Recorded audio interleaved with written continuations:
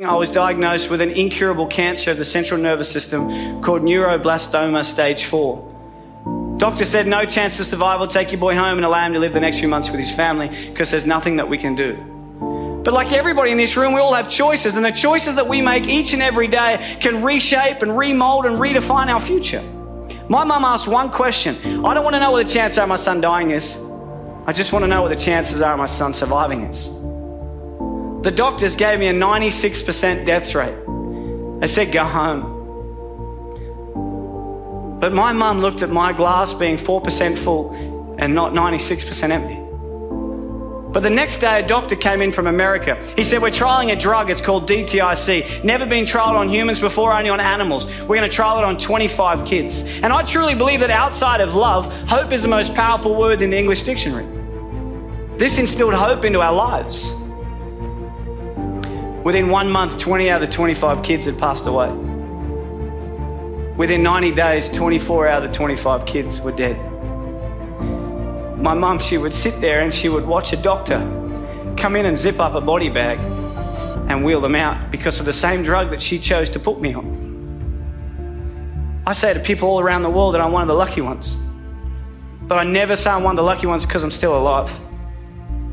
I say I'm one of the lucky ones because I wasn't my mum.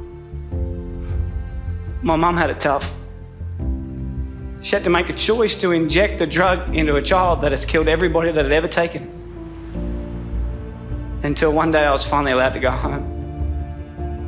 The doctor said to my mum, your son, he will never go to school, he will never play sport, he'll be a housebound baby, and if he reaches his teenage years, it'll be a miracle. But we believed in miracles. And my mum wanted my dreams to come true. When I was lying in hospital, my mum bought me a Velcro glove and a Velcro ball. And she'd sit at the end of the bed and she'd lob the ball to me. I'd catch it and I'd throw it back. Till she gets further and further away until eventually I said to her, I have a dream, and that dream is to one day play baseball in America. And people laughed at me. Nobody in your life will tell you what you can do. They'll only ever tell you what you can't do. My dream was to play baseball in America, and I wanted to do everything in my power to make sure that happened. And there was a lot of hiccups along the way. I had my first heart attack when I was 12. I had glandular fever, I had bacterial meningitis. But people kept telling me I wouldn't do it. So it made me work really hard to make sure I could do it. I was lucky enough at the age of 17 to sign a contract and live in America and play baseball. But as you know, life is like a roller coaster. You can get to a pinnacle point in your life and it can get taken away from you in a heartbeat. At the age of 18, I was playing baseball in Phoenix, Arizona. I slid into a base at second and I woke up 3 days later. And at the age of 18, I suffered my career-ending heart attack and I was sent home. I was a depressed boy. I thought life wasn't fair. And I would pray every night, but I wouldn't wake up in the morning. I just wanted God to take me. But I kept waking up every morning. Yet every time I've been knocked down, I always remember what my mum's taught me. Son, it doesn't matter how many times you get knocked down. It's about how many times you get back up that truly determines the quality of your life. When I got home, I got a job in banking, no disrespect to anybody in finance. But this guy, day 3, tall old guy came in. He said to me, Michael, I'm Tom, I'm the CEO, let's have a chat. I had no idea what CEO stood for, but I just went in there and listened. He said, Michael, where do you see yourself in 5 years' time? I had no idea where I was going to be on a Friday night, and that's really all I cared about and who I was hanging out with. I had no idea where I was going to be in 5 years' time, but my mum, she always taught me, son, shoot for the moon, and if you miss, you'll end up in the stars.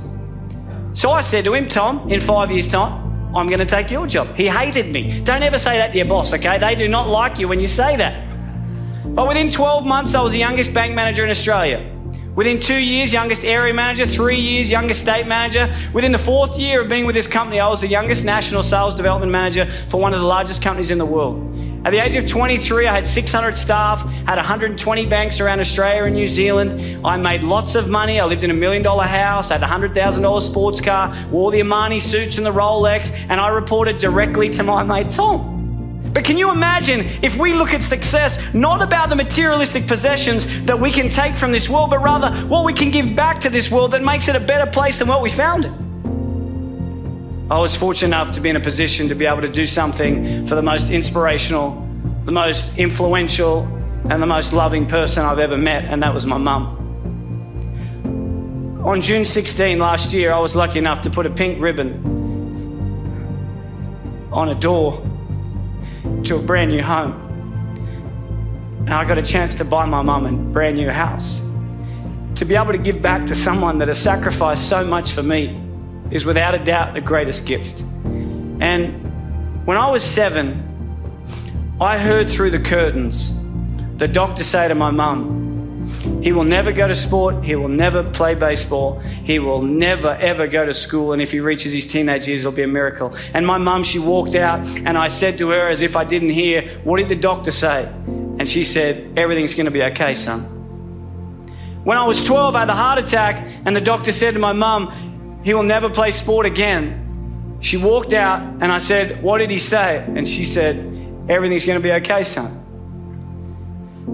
And earlier this year, I finally got a chance to return the favour.